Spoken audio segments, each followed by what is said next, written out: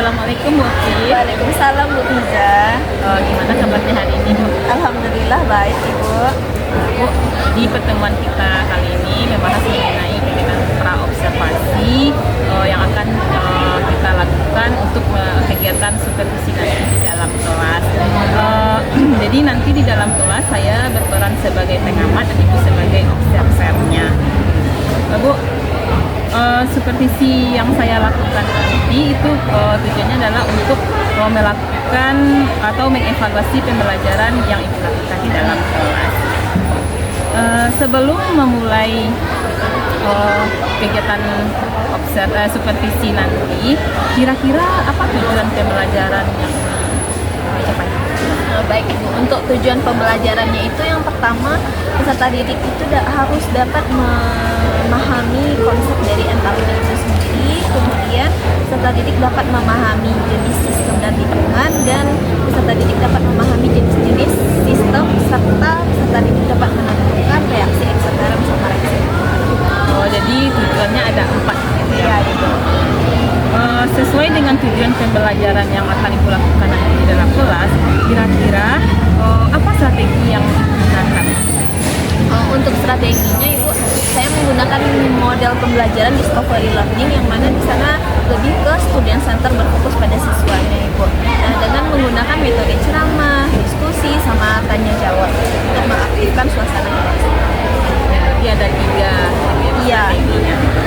Selanjutnya, kira-kira kapan kita bisa melakukan kegiatan seperti ini?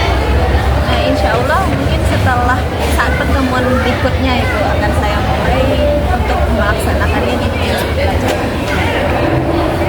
Bu, selanjutnya nanti ketika kita melakukan supervisi di dalam kelas, apa area pengembangan yang Ibu lakukan dan yang akan saya nilai di dalam kelas? Baik Ibu, untuk area pengembangannya itu yang ingin dinilai, itu yang pertama dilihat dari keaktifan peserta didik dalam proses pembelajarannya Ibu. Kemudian dari mana pengetahuan peserta tersebut, sejauh mana pengetahuan peserta didik tersebut dalam memahami konsep. Kemudian bagaimana keterampilan peserta didik tersebut dalam berdiskusi. Oke, berarti ada 3 area pengembangan yang akan saya nilai ya Bu.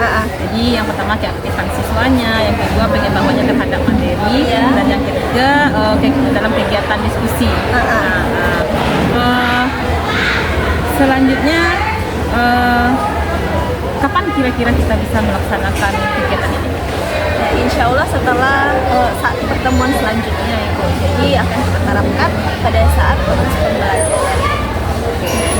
Jadi nanti ketika kita melakukan kegiatan seperti ini, tolong dipersiapkan segalanya yang berkaitan dengan materi yang akan Ibu sampaikan. Persiapkan juga diri Ibu, jaga kesehatannya. Iya Ibu. Mungkin itu saja sedikit pembahasan kita di pra-observasi ini yang kita sampai ketemu nanti di dalam kelas. Assalamualaikum Ibu Bobi.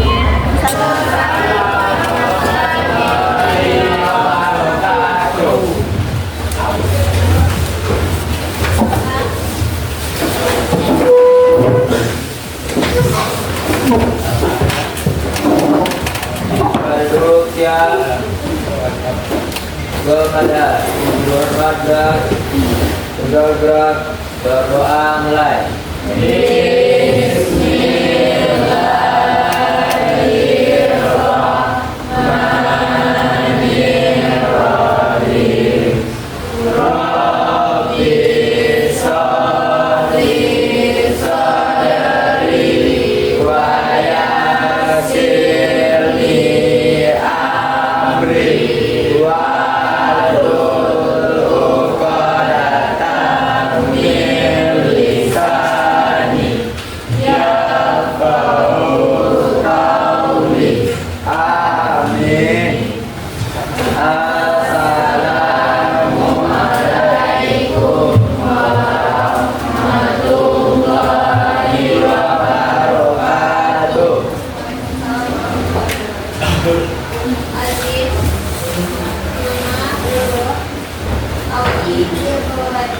Hadir Bu.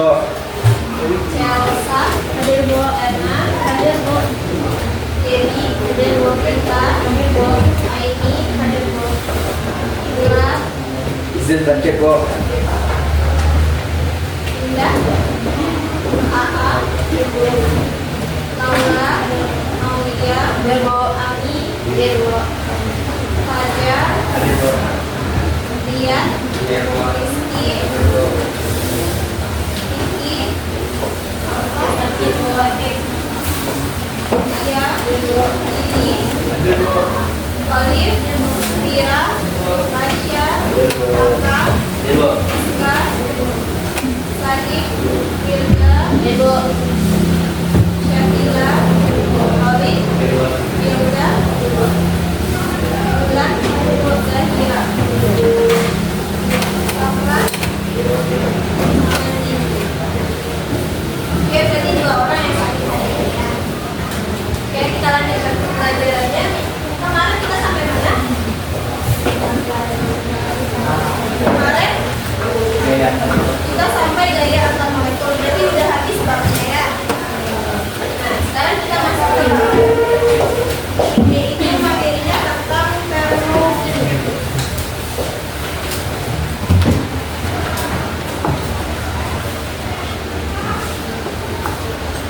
Termokimia.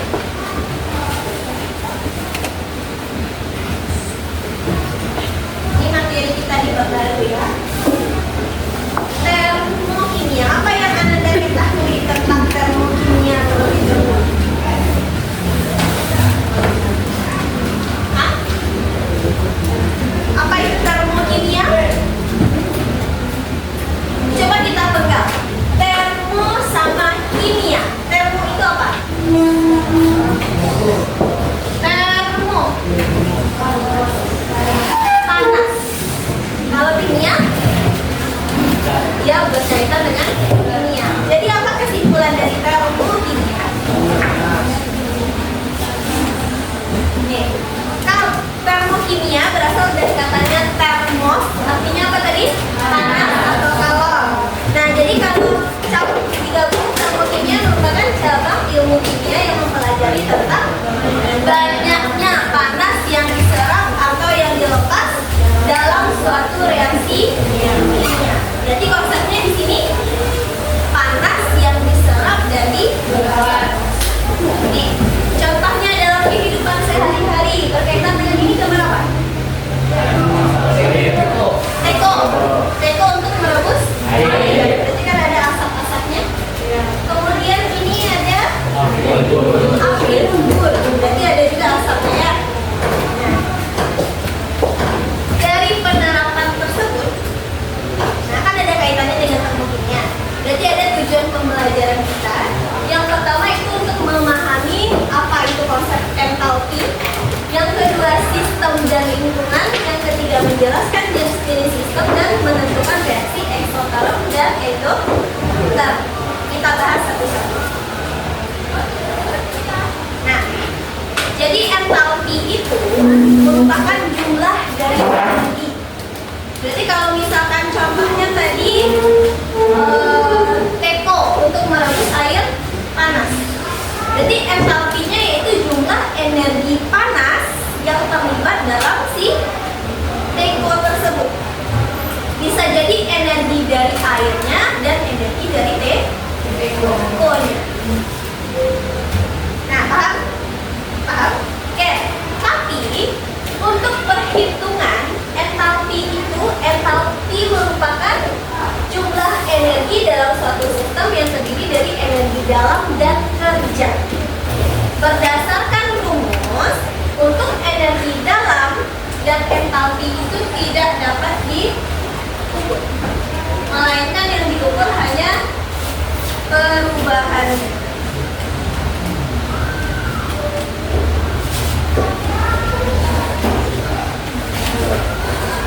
Nah, nih.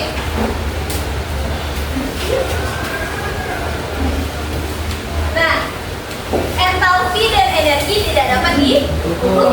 Yang dapat diukur apa? Perubahan itu disimbolkan dengan ini gambar apa? Ini gambar apa?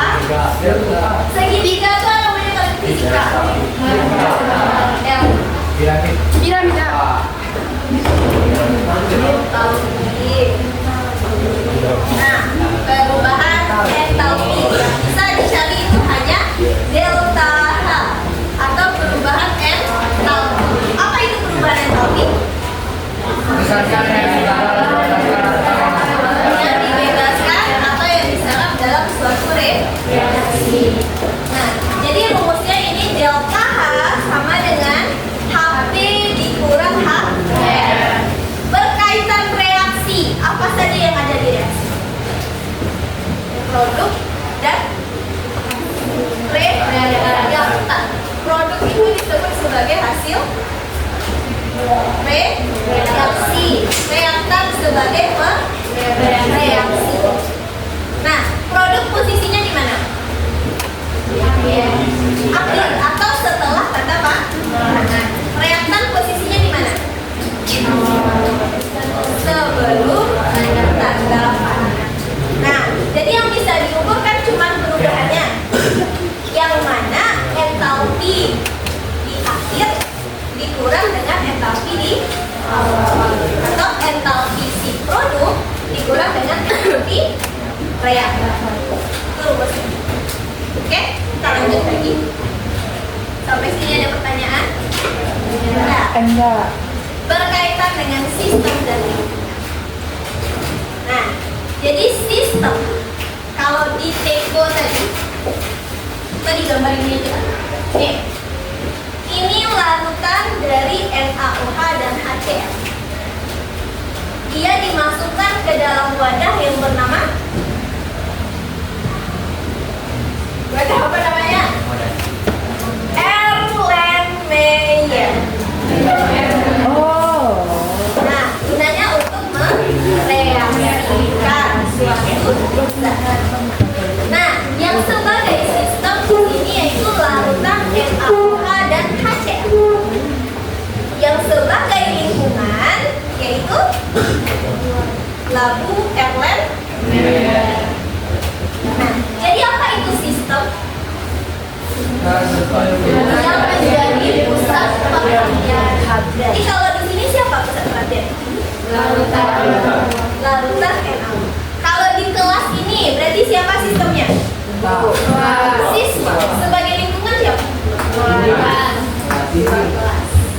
Masuk teras, masuk apa lagi? Pohon-pohonan dan lain-lain. Nah, jadi kalau lingkungan itu sesuatu yang berada di luar sistem. Udah paham konsep sistem dan lingkungan? Nah, kalau misalkan di teko air panas tadi siapa sebagai sistem? Air. Sebagai lingkungannya? Teko. Ada gas O2 enggak di luarnya? Ada. Ada gas H2 enggak di luarnya? Ada gas nitrogen enggak? Ada debu enggak? Ada. Berarti itu termasuk ke dalam lingkungan. Oke, berarti udah paham ya namanya. Nah, jenis-jenis dari sistem. Nah, sistem terbagi menjadi 3. Ada sistem terbuka, tertutup, tertutup. Kalau terbuka, jadi di sistemnya itu terjadi pertukaran energi. Energi itu berupa apa tadi? Atau panas. Terjadi pertukaran energi dan materi dengan lingkungan. Materi itu siapa saja? Contohnya ini ya. Di gambar yang ibu tampilkan contohnya ada seblak panas. Nah, ada seblak panas. Siapa yang sebagai sistem? Seblaknya. Sebagai lingkungan? Mangkoknya. Terus ada udara terbuka. Kira-kira si seblak panas kalau dibiarkan di udara terbuka gimana? Dingin. Lama-lama menjadi dingin. Otomatis ada terjadi perpindahan kalor. Kalau perpindahan kalor berarti perpindahan energi. Nah, itu konsepnya perpindahan energi. Di materi, kira-kira dalam seblak nanti ada nggak masuk semut di dalamnya? Bisa nggak masuk nyamuk di dalam seblak? Bisa nggak masuk debu dalam seblak? Bisa. Berarti itu sudah terjadi pertukaran materi. Jadi komponen di dalam si sistem tersebut bukan hanya seblak saja, sudah tercampur dengan zat-zat lain lainnya yang berada di luar sistem. Paham konsepnya? Oke, lanjut yang kedua. Sistem tertutup berarti dia hanya terjadi pertukaran energi saja atau pertukaran panas, tapi dia tidak terjadi pertukaran materi. Contohnya, ini apa nih? Makanan aja terus nah. Apa nih? Lontong panas-panas di pagi hari.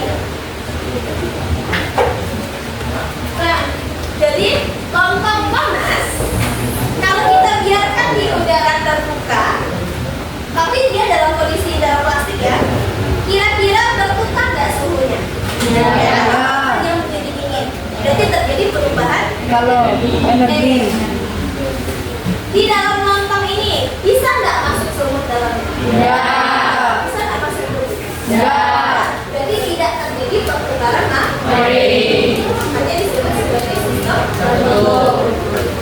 Tidak paham? Gimana dengan yang terisolasi? Tidak terjadi pertukaran energi dan materi. Contohnya air panas yang dimasukkan ke dalam termos. Ketika tidak ada lama-lama air panas kan lama-lama tidak berubah dia menjadi dingin karena ada sistem yang terisolasi. Dan bisa nggak masuk debu dalam air panas tersebut? Tidak. Makanya dikatakan sebagai sistem terisolasi. Sampai ini paham? Oke, kita masuk ke reaksi eksoterm dan endoterm. Nah, konsepnya di sini kalau reaksi eksoterm, nah berarti dia membebaskan kalor. Kalau membebaskan kalor kita kaitkan dengan sistem dan lingkungan. Kira-kira berpindah kalornya dari mana? Sistem ke lingkungan. Kan melepas kalornya. Tidak ada terasa panas lagi sebelah tadi kan? Nah, berarti itu reaksinya eksoterm. Endoterm berarti dia reaksinya menyerap kalor. Jadi dia menjadi panas. Contohnya, siapa lagi? Air yang direbus, air yang awalnya dingin, dia menjadi panas. Nah, sampai sini paham? Paham. Nah, kenapa bisa begitu? Kenapa bisa terjadi reaksi eksoterm sama endoterm? Tidak tahu. Oke, karena tidak tahu, Ananda Ibu kelompokkan menjadi 4 kelompok untuk membahas kenapa adanya reaksi eksoterm dan endoterm. Nah, langkah selanjutnya silakan duduknya per kelompok. Untuk kelompok 1 ini ke belakang, kelompok 2, kelompok 3 dan kelompok 4. Silakan duduk.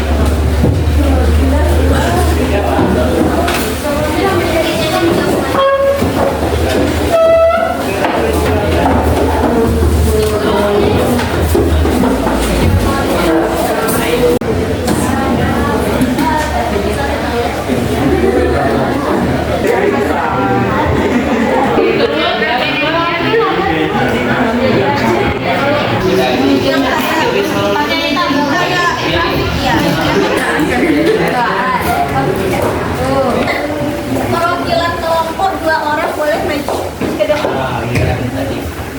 Perwakilan kelompok 2 orang boleh maju ke depan. Perwakilan kelompok main games. Ini kan jumlahnya ada 7. Totalnya berapa ini? 8. Ada 1 orang yang nggak bagi. Ini nanti dari siapa ya yang masuk ke dalam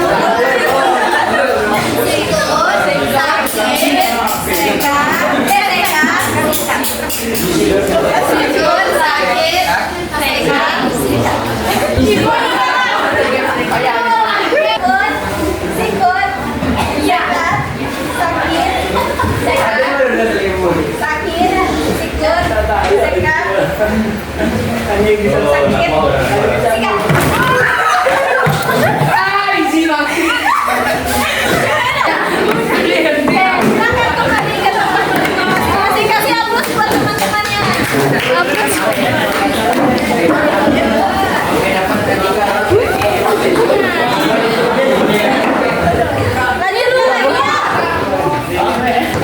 Lanjut lagi ya.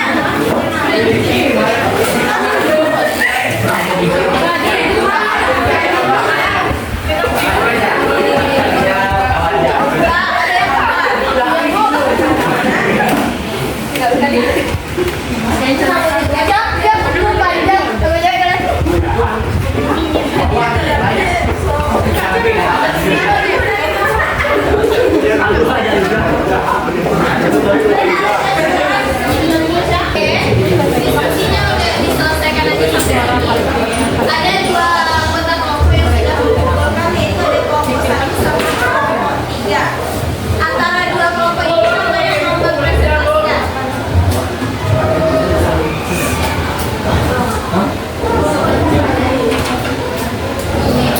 Kelompok 1 bisa? Silakan kelompok 1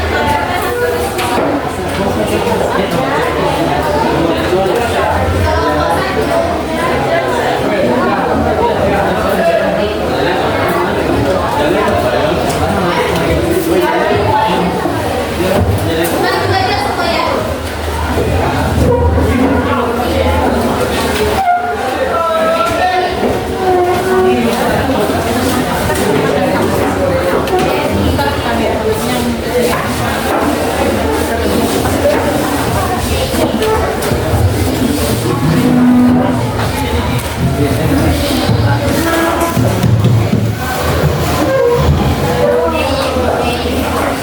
Kelompok yang lain tolong perhatikan temannya.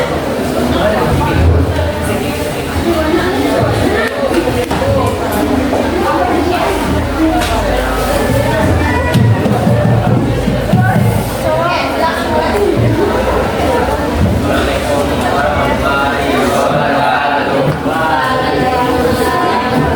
silakan. Terima kasih di kawasan kami menyaksikan hasil diskusi kami tentang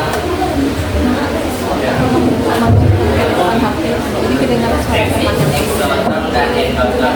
Saya Alex sebagai moderator. Saya yang pertama yang masih eksplorasi. Saya Malaysia saya Maman Sajjal Rizky.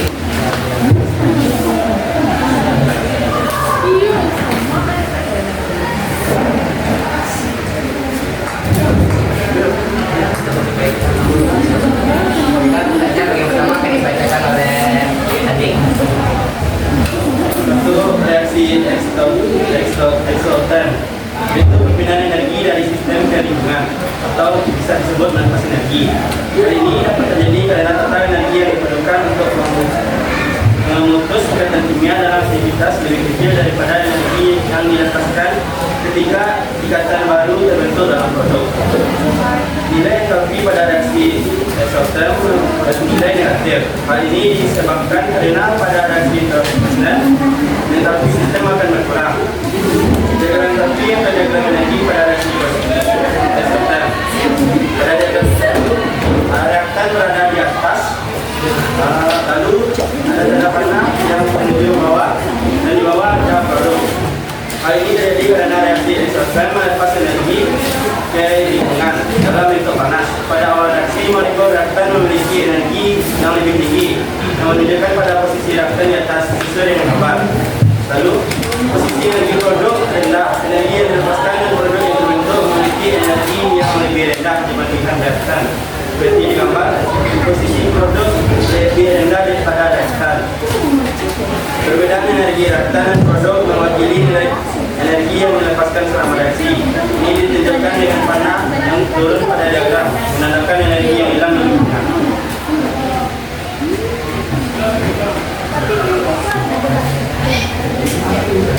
Selanjutnya reaksi endotom akan dibacakan oleh Edi. 2. Reaksi endoterm itu pencitraan energi dari lingkungan ke lingkungan atau disebut reaksi energi. Hal ini dapat terjadi karena total energi yang diperlukan untuk membentuk ikatan kimia dalam aktivitas lebih besar daripada energi yang dilepaskan ketika kita baru terjadi dalam produk. Nilai entalpi pada reaksi endoterm bernilai positif. Hal ini disebabkan karena pada reaksi endoterm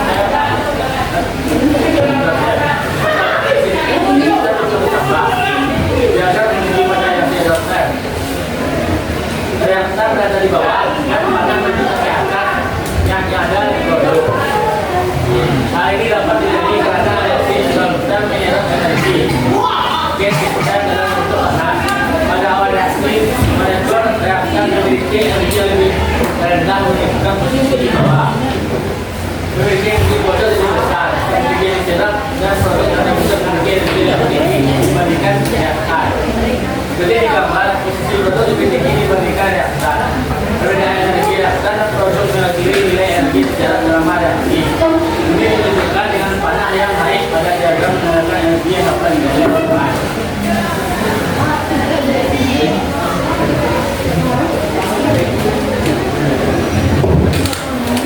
Baiklah, teman-teman semuanya, perhatikan gambar berikut.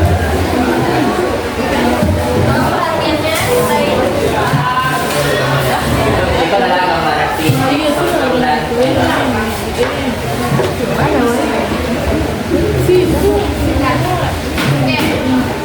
Ada pertanyaan untuk anggota kelompok ini?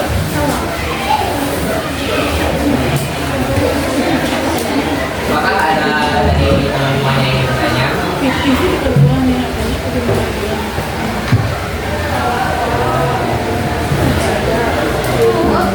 Jika tidak ada, maka kami akan menutup sesi. Sekian dari kami. Assalamualaikum warahmatullahi wabarakatuh.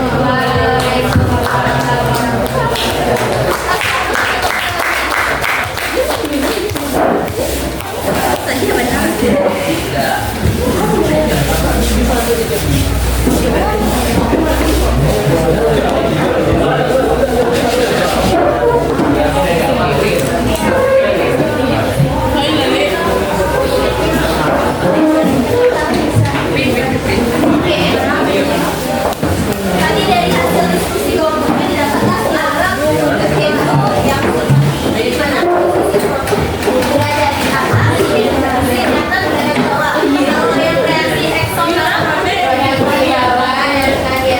Oke, kita bahas ya hasil diskusi.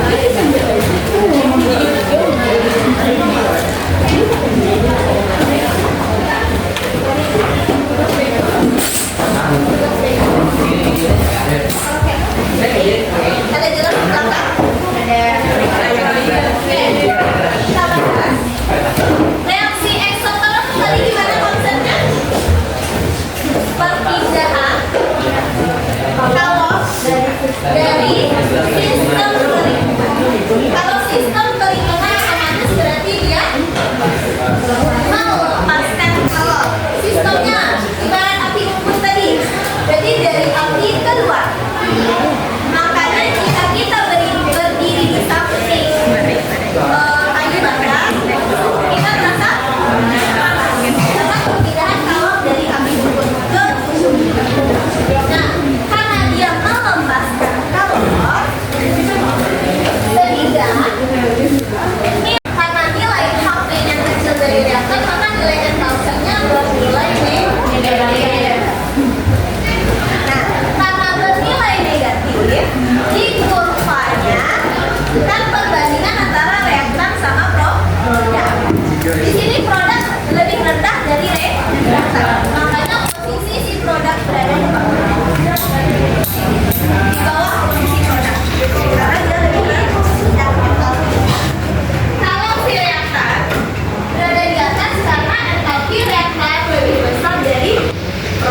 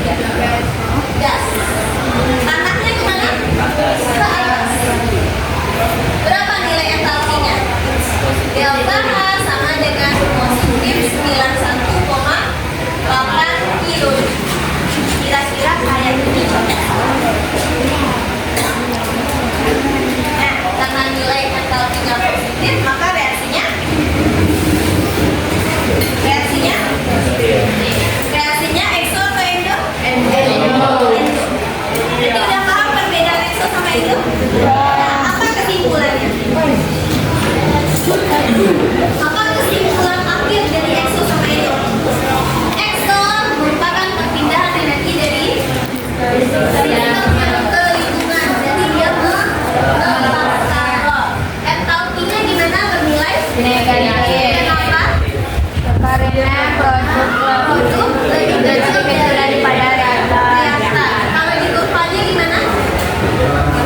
Produk Produk di bawah, reaktan di atas. Sebelah kanannya bawah. Lanjut reaksi endoter. Berarti perpindahan energi dari artinya dia menyerap. Kalau entalpinya gimana? Positif. Positif. Kenapa positif? Produknya di atas. Berasal dari reaktan. Kurvanya gimana? Diagramnya? Produk di atas dan di bawah warnanya ke atas. Berarti udah paham sampai sini? Udah. Udah. Oke. Untuk selanjutnya, silakan rapikan tempat duduknya.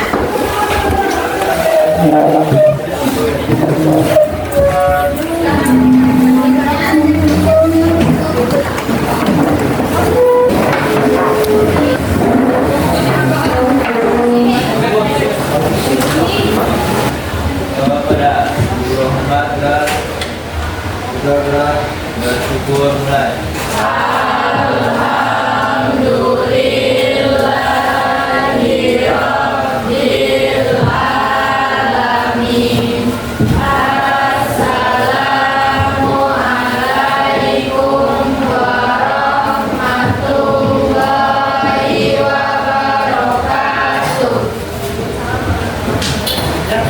Selamat siang Ibu Oki.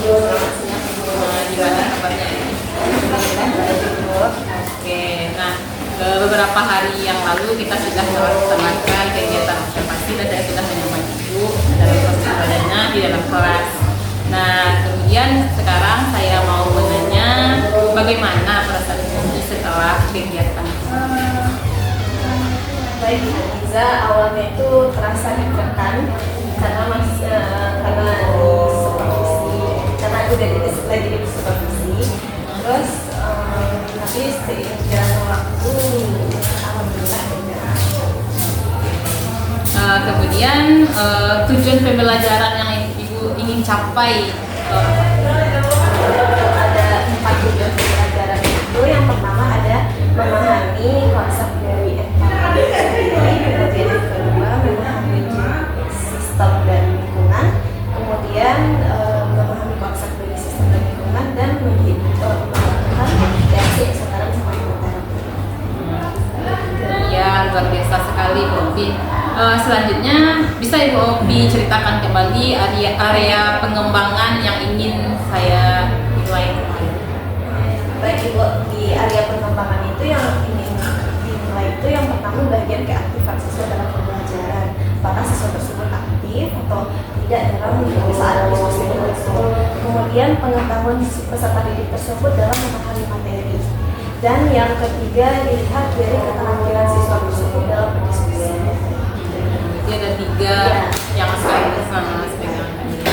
Nah selanjutnya kira-kira strategi yang Ibu lakukan untuk mencapai area pengembangan tersebut apa saja?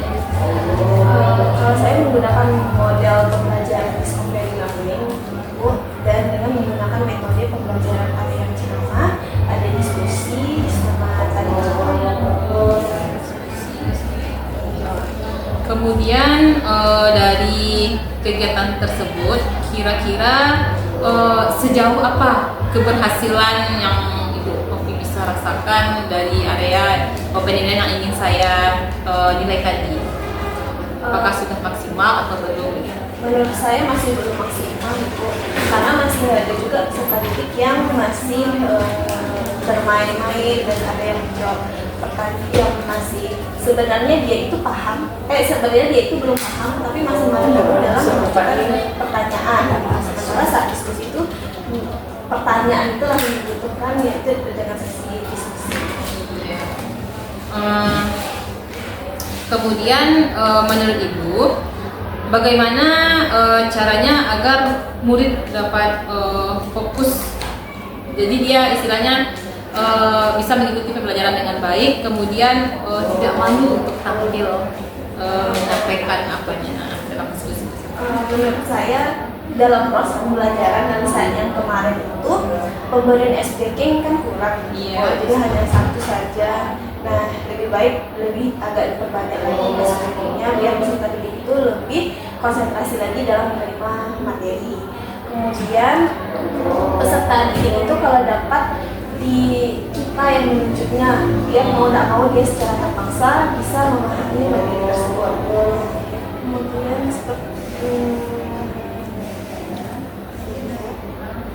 sepertinya itu saja dulu. Jadi memperbanyak speaking, kemudian harus kita tunjuk Siswa. Oke, luar biasa Ibu Opi.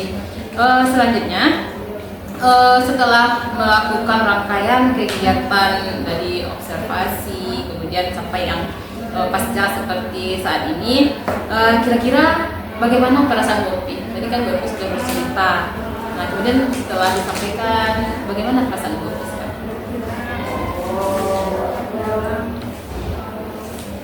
Menurut saya itu